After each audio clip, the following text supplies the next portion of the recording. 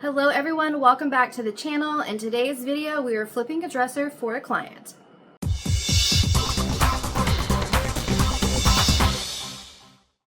The client that I did the mauve and gold nightstands for a few videos back brought me this dresser, and it is beautiful, but it's a total Monet. It looks gorgeous from afar, but when you get up and close, you can see all the wear and tear and damage that this piece actually has. My client definitely has a good eye because she found this dresser on Facebook Marketplace and brought it to me to make a one-of-a-kind custom look.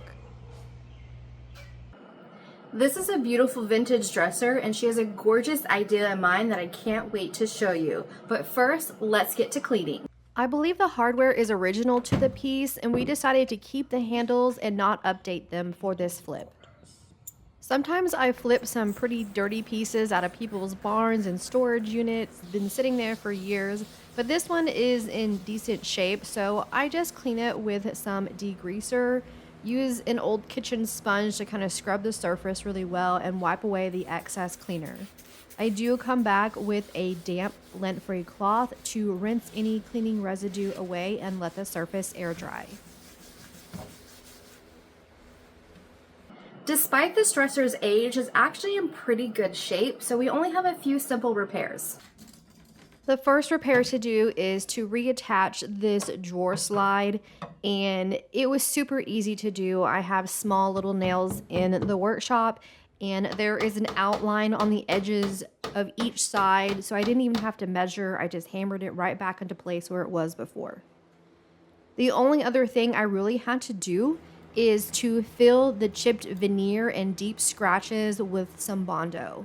I did that, went ahead and let that dry, came back with some 120 grit sandpaper, and it sanded the Bondo areas flush with the rest of the surface. While sanding the Bondo areas, I noticed that there were some deep scratches. They were too shallow to fill with Bondo, but too deep to not be seen when I applied my paint and primer.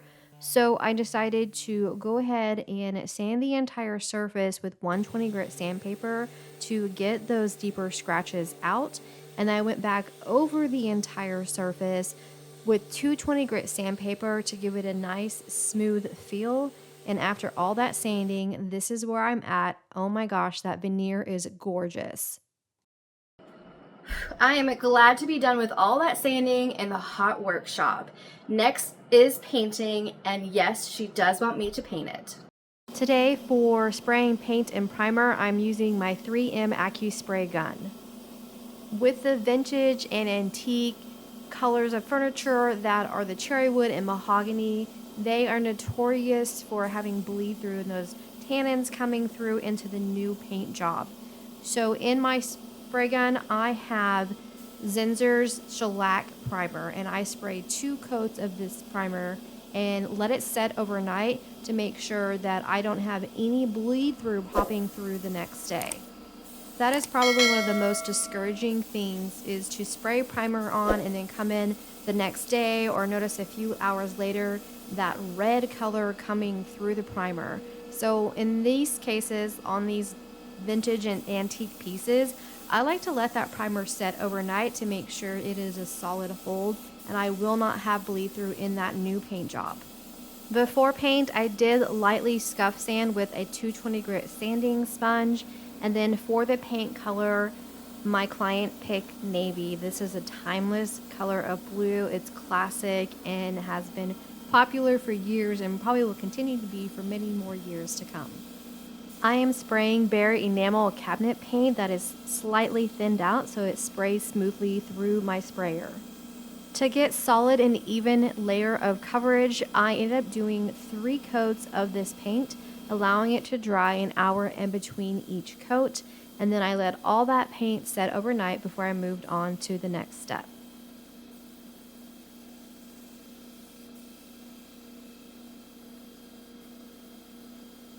I'm so happy that my client went with a classic color like navy.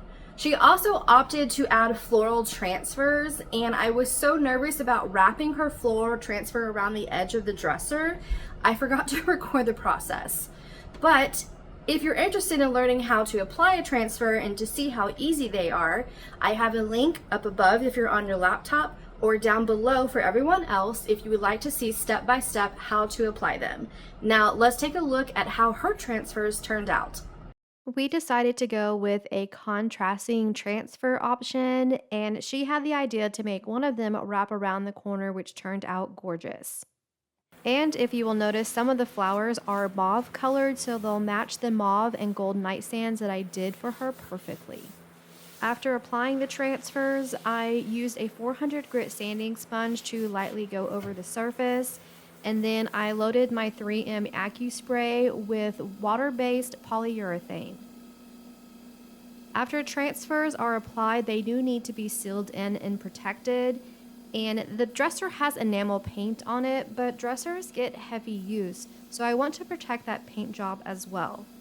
I spray 3 coats of the poly, allowing it to dry in between each coat. And we decided to go with poly that had a satin finish.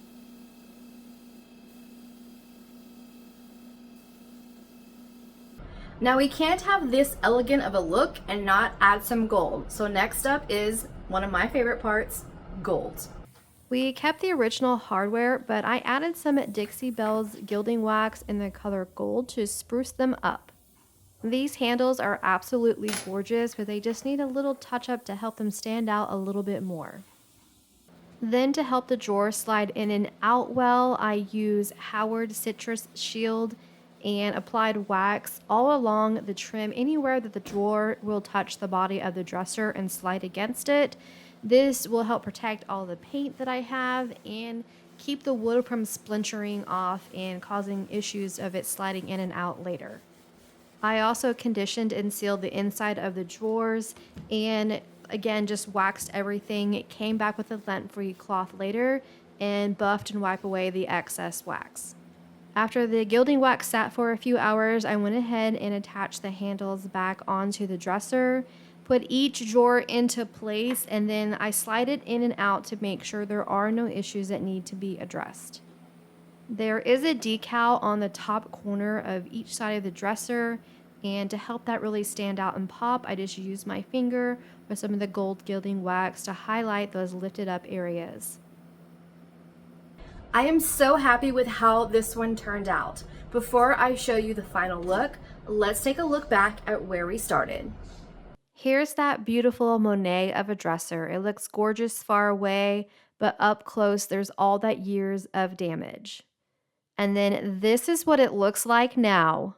So I did the work on this piece, but my client came up with the design and it is stunning. The navy paint color with the floral transfer and the gold highlights was all her. This is definitely a SAB approved look. I hope y'all enjoyed this furniture transformation.